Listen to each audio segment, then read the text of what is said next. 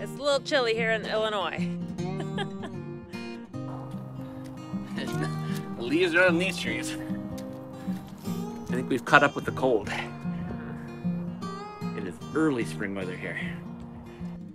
A small mishap on our trip today to Illinois. The roads were a little bumpy, and one of our valances kind of fell down. They're just stapled up there, and I'll probably have to take this whole thing down and re-staple it. But on the whole, not a bad repair to have to do after moving day. Welcome to Illinois. Hello, circuit riders. Thanks for coming back to our second part of our Illinois Route 66 journey. We are heading into Chicago right now to find the beginning of Route 66 sign at Grants Park, and then we're gonna just do the city portion of the route today, and then I think on a different day we'll do the rest of northern Illinois. Just try to get bits and pieces where we can.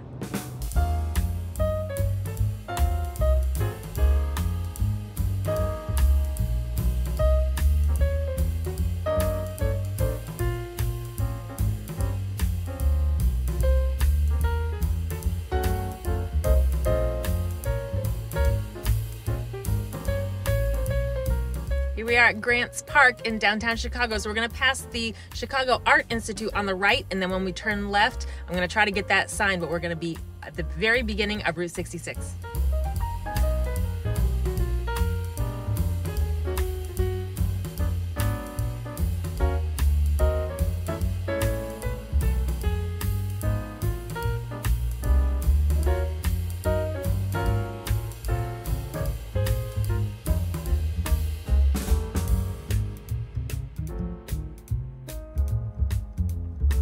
Up here on the left, we have Berghoff's restaurant. This was started in the late 1800s, and actually this guy is known for its beer, and Berghoff sold his beer at the Chicago World's Fair in the 1870s, I believe, and then in 1893 started this restaurant here. So this has been here for a long, long time, well before Route 66, but it's right at the beginning of the route. There's the L train up ahead, see it?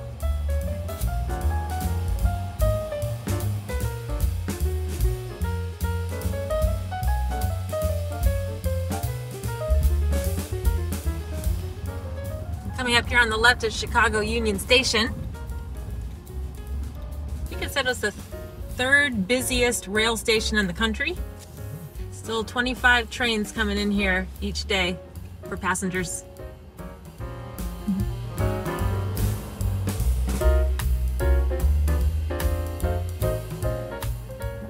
Lou Mitchell's Restaurant and Bakery was here since 1923 on Route 66.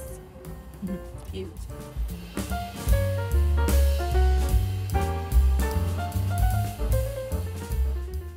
Route 66 had a couple of different alignments through Chicago, and I noticed that when Google Maps has taken us by all these sites, we're kind of going around blocks and down one-way streets and not in a straight line. So I wonder if some of these are on different alignments, but that's fine. We're having fun seeing the sights. I just don't see any Route 66 signs on the street like normal. The only one I've seen is the one at the very beginning, so I'm not sure which alignment we're on. But that's okay. We're gonna follow the Route 66 app and just see all the sites that they're telling us. Well, Google Maps got us on the highway, and I was concerned that we weren't on Historic 66 anymore, so I rechecked the map, and you want to be on West Ogden Avenue. That is Historic 66 coming out of downtown. So we've looped back around here. We're going to try to catch West Ogden up a little bit north and then start heading down the historic route again. I'm kind of surprised at the lack of signage coming out of downtown. Like I said, the only sign we've seen that said Historic 66 was at the very beginning, and there hasn't been anything for a few miles, and certainly not anything directing us of how to get out of downtown on the historic route. I'm just using the Google Maps. When I zoom into Google Maps, it tells me that Ogden is Historic 66. So if you're planning to do this and you're starting in Chicago, make sure you plan out your route before you get downtown so you know which way you're going. Oh, there, this is the first one we've seen. All right, that's good to know we're on the right road. Here's an old gas station. It looks like maybe this part was the original, and then they've added on to it since then. Thank you. Here's the Castle City Car Wash. This was originally built in 1925, just 1 year before Route 66 was built.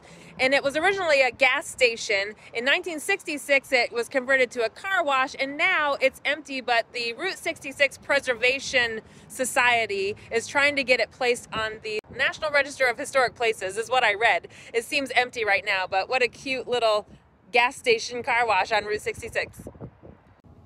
Our next stop is Henry's Drive-In, which was a diner that opened in the 1950s, and they're famous for Chicago dogs. Now, Jason's dad used to live in Chicago and introduced us to Chicago dogs. It's a hot dog that has sport peppers, mustard, celery salt. It's delicious, and we are so excited that maybe we can get one. I hope they're open. Ah, rats, they're not open. All right, we'll keep going.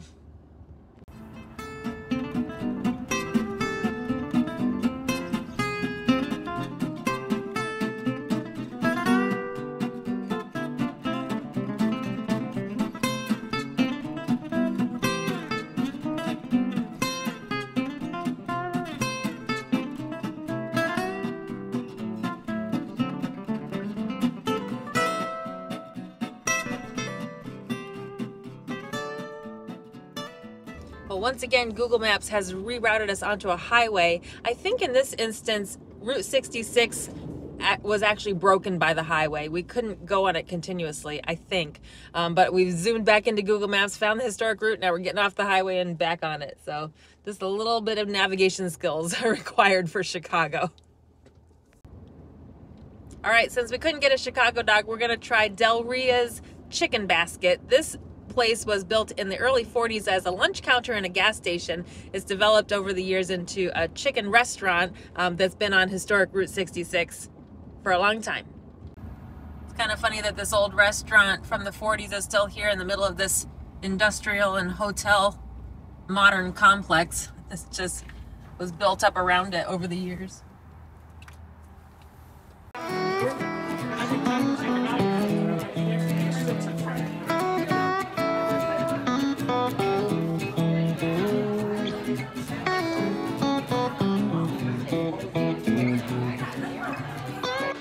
Oh, the buffet at Rhea's Chicken Basket hits the spot. We've got chicken, stuffing, turkey, breakfast, sausages, French toast. Oh, this is really what I wanted today. Didn't even know it. Our next stop is the White Fence Farm. This was built in the 1920s, so it's seen tons of Route 66 traffic, and it is chock full today for lunch. It's a chicken restaurant. They purport themselves to be the best chicken in the world. And also there's a ton of other stuff here, petting zoo, an antique car museum. So if you're coming through here with kids, sounds like there's a lot to do here. But since we just had our delicious lunch at the Chicken Basket, we're just gonna take a quick look and keep going.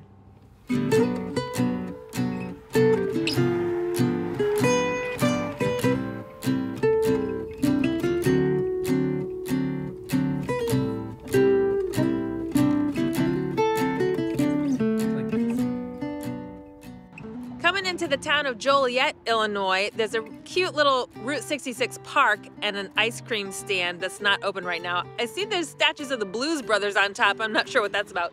But they've also got a nice walkway with some interpretive signs here, so we're just gonna stop quick and read these signs. And then there's a ton of stuff to see in Joliet. We were just reading on one of these signs at the park that Joliet is where Route 66 and Route 30 cross each other, and it called it the crossing of the two mother roads. So I had never heard this about Route 30, but this is an existing interstate that goes from Oregon to New Jersey. So it's also an east-west route across the country, but it's sort of in the northern part of the country. And then Route 66, of course, goes from Illinois to California, and this is where they cross. But whereas Route 66 has officially been decommissioned as an interstate, U.S. interstate, Route 30 is still active.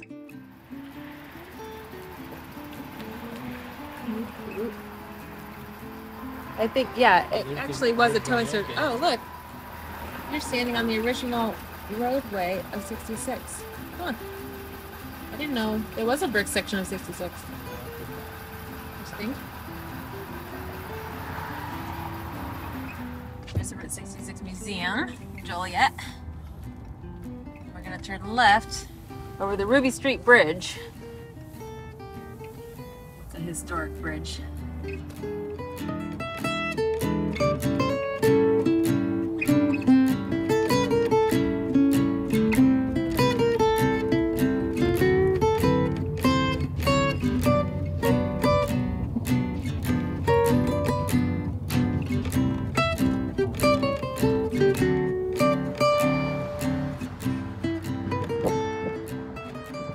You know what this place is?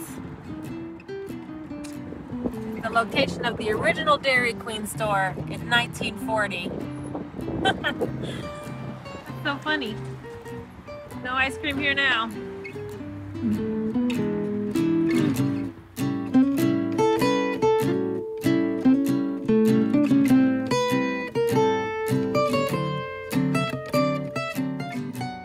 Joliet has a historical Route 66 museum. They're calling it the first 100 miles, so highlighting the Illinois part of this route. And they've got a nice little photo op thing out here. The museum's closed right now, but I'm gonna get our picture in front of it.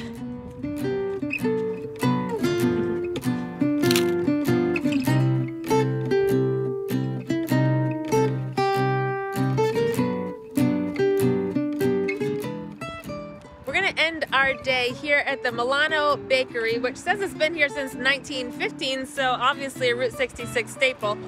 And we're gonna buzz back up to our campground now. It's about an hour and a half away, but next time we will come back to Joliet and start from here and keep going south. So I'm just jumping in here because while we're driving back to the campground, we are going on a little bit of Route 30 West. And now that I've learned that Route 30 is kind of referred to as the second mother road by that sign at that park, I'm really intrigued by it. So there's also something called the Lincoln Highway, which was the very first automobile road that went coast to coast. It was built in 1913. And then Route 30 was built in 1926, the same year as Route 66, as a coast-to-coast road from New Jersey to Oregon. And in large parts of it, the Lincoln Highway and Route 30 are together. Not the entire way, but... And Jason's doing a U-turn in the middle of a road. I'm not sure what's going on. Ah! As we were driving Route 30, I was saying to Jason it would be really interesting to drive the whole thing because it's still an active interstate and it's not broken up like Route 66 is. There's no portions of it that don't exist anymore. It's a marked route that people are still driving on. So you can really see the 1926 alignment of it as it turns and twists and goes through towns and farms, sort of like original Route 66 did. I love learning about this stuff. So Wikipedia says that Route 30 is the third longest route in the United States behind Route 20 and Route 6. And I'm familiar with those roads. I didn't know that they were major coast-to-coast roads, but Route 6 went through the town I grew up in. Route 20 was near upstate New York, where Jason and I lived for a long time. So I never think of those things as cross-country routes. You know, they're just roads that you drive on. They're every day. They're in your town, they're between places that you're going and you drive on them. But that is the classic back roads of America that those historic routes are. Okay, we're back. It's a different day and we've come back down to Joliet, Illinois, and we're continuing south on Route 66.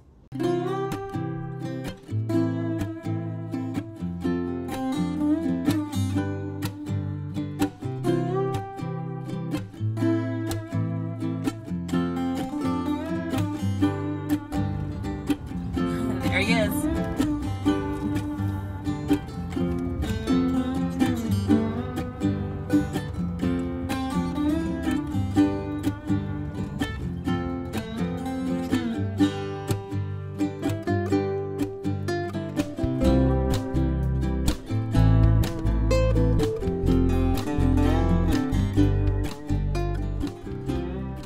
This is the stop that we were most excited about on Route 66 in Illinois, the Gemini Giant Muffler Man.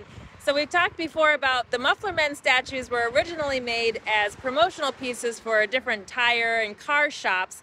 Well, this Muffler Man has been painted green. He's got a rocket in his hand and a helmet on his head. It was totally restored in 2019 when this diner or gift shop, the launching pad, was bought by new owners, and they restored the Gemini Giant. Now, if you have watched the Keep Your Daydream YouTube channel, you know that when they came through here on their Route 66 trip, they bought a little bobblehead of this Gemini Giant. They named him Gary, and he was the mascot for their Route 66 trip. So we wanted to make sure that we stopped here just to pay homage to Gary and to see this most famous muffler man in the country. And you guys are open fully.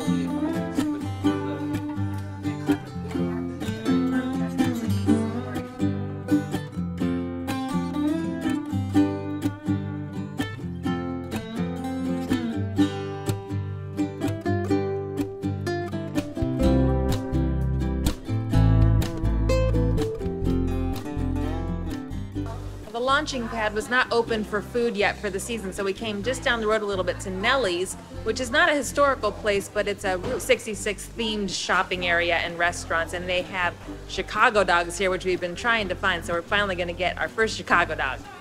First of the trip, not our first ever.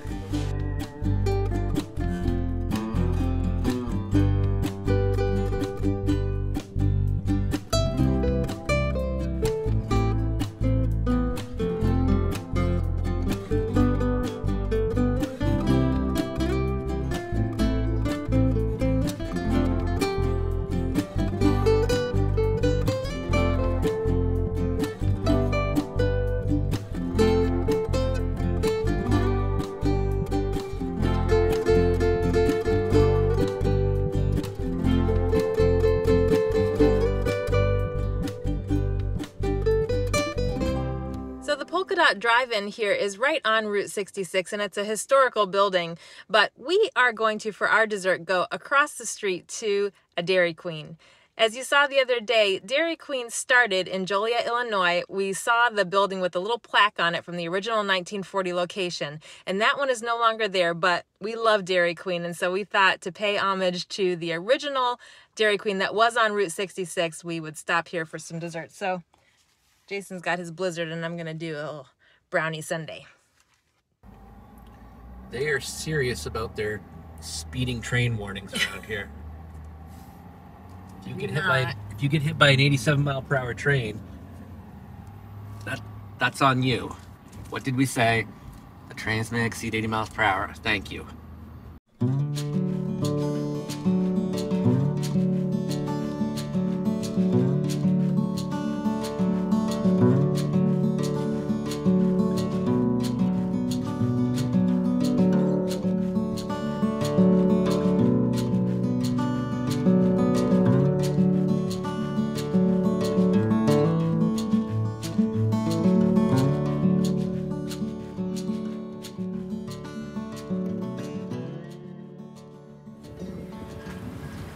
Welcome to Gardiner, Illinois. We're happy that you've taken the time to visit and explore these unique and one-of-a-kind pieces of Route 66 folklore. We're now at the historic 1906 Dell jail. Legend has it that this jail never held any dangerous desperados. It was used mainly to control hobos and vagrants, especially during the 1930s Depression era. We hear that hobos would hop off the trains and wander around town seeking out food and work. This was acceptable in those days. Folks wanted them safely locked up at night. Be sure to stroll over to explore our other fascinating historic structure. This original 1800s horse-drawn streetcar was used as a diner on Route 66 from 1932 to 1939. This piece of Gardiner history has been moved to this location so that you can experience what it was like to travel and eat in the early days of Route 66. The little town of Gardiner, Illinois has done a great little display here of some old structures that were on Route 66. And then this Riviera restaurant sign was also saved from an old Route 66 diner that burned down in 2010, and this is the existing sign. Nice little area here in Gardiner. The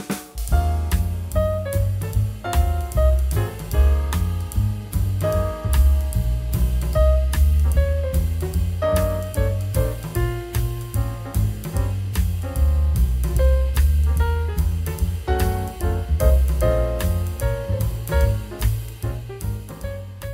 next town of Dwight, Illinois also has some very nice historic 66 stops. This Ambler Becker gas station was the longest running service station that was actively pumping gas on all of Route 66. It was functioning until 1999, and then they restored it in 2005 to be like a visitor center and a little gift shop. You can see in the garage there, it shows the last 2 gas pumps that were functional in 1999 before they closed down. Very nice little spot.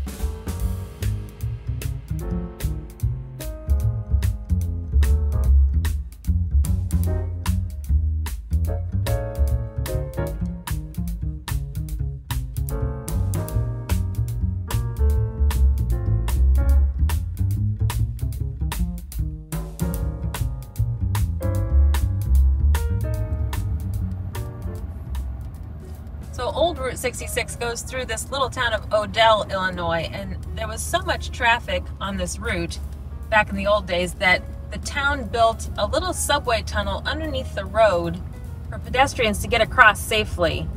We're going to see what we can see. I believe there's a marker of some kind here. Those for school children and churchgoers. Oh, there's a big church across the street.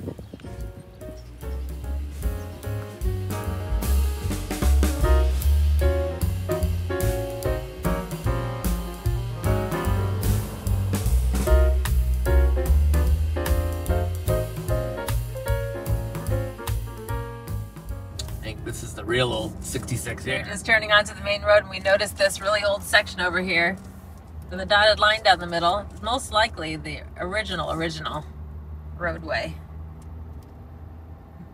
You can see snatches of this here and there.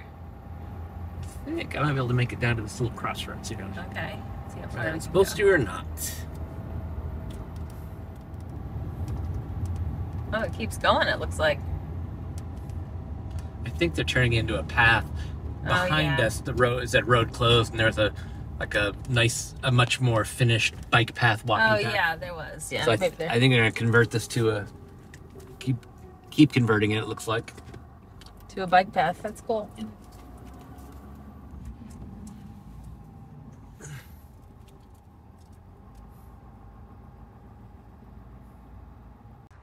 This railroad overpass in Cayuga, Illinois is called the Hole in the Wall.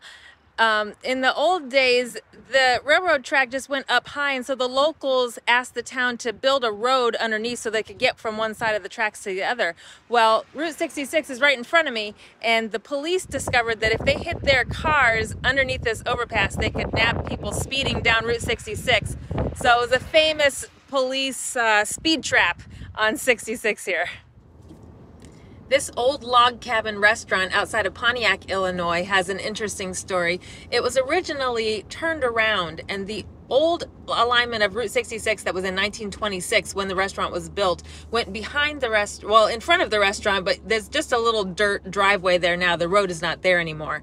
In the 1940s, Route 66 was realigned to the back side of the restaurant in this newer modern road. And when that happened, the restaurant had the building jacked up, turned 180 degrees and put back down so that it could still be facing the front of Route 66.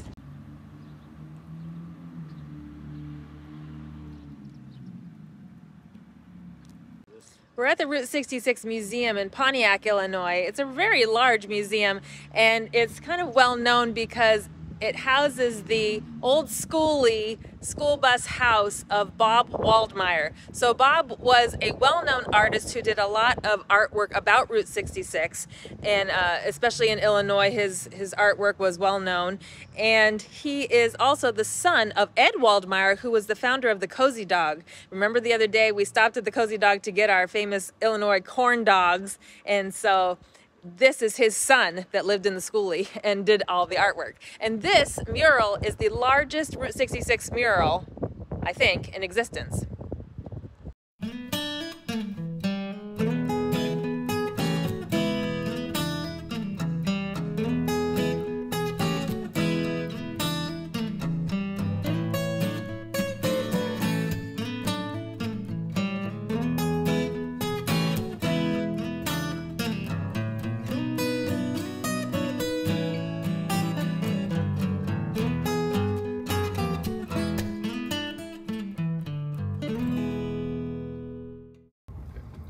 So this memory lane in Lexington, Illinois is an old 1926 alignment in the original 18-foot width, and they've just done a little interpretive thing here with some old signs. There's a motel sign along the original road. This is pretty fun. We've seen and heard a couple of times today people talking or signs talking about the Route 66 red carpet corridor. So I just looked it up, and it's an annual festival that Illinois has. There's 12 communities between Joliet and Lexington, Illinois. Lexington is where we are now, so this is the end of the corridor. And on this one day each year, each community has a huge festival celebrating Route 66 with museums and festivals and sidewalk sales and, you know, things like that, just to expose people to the route. That is so cool. When we were at the Gemini Giant, I forget what the name of that diner was, but they said that they hadn't started serving food for the season yet, but they wanted to make sure that they were going to be open for the red carpet corridor day. So we were wondering, what is that? So that's a very fun thing to do in Illinois. So for our last stop for the evening, we're in the town of Towanda, Illinois, and there's a famous old part of 1926 alignment called Dead Man's Curve. It came through this town in 1926 down this road, and there was a very sharp curve in front of me that there were so many accidents on this curve between 1926 and 1959 that the Illinois State Police dubbed it Dead Man's Curve. And so after 1959, Route 66 was realigned on a straighter route, but ironically now at the curve is the Towanda Fire and Rescue Station.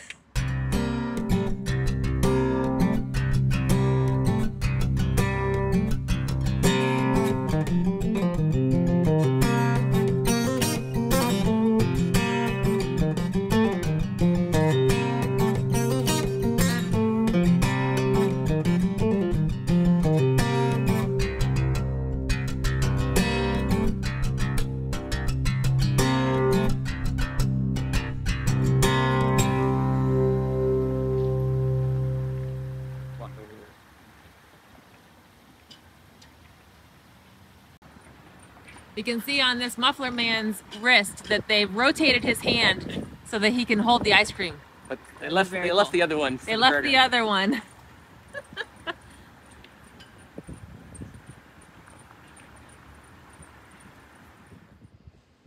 Well, we've lost the light, but we did make it all the way to Bloomington. When we came up from St. Louis and started our Illinois Route 66 journey, we made it to Bloomington before we headed north to our campground. So now we've started at the beginning in Chicago and come back down to Bloomington. I'm so excited that we got to do the whole route. There were some spots that we did miss seeing though, so I hope we can come back to this area someday and do all of the Lincoln historical stuff in Springfield, the Presidential Library and his house, and some other Route 66 locations.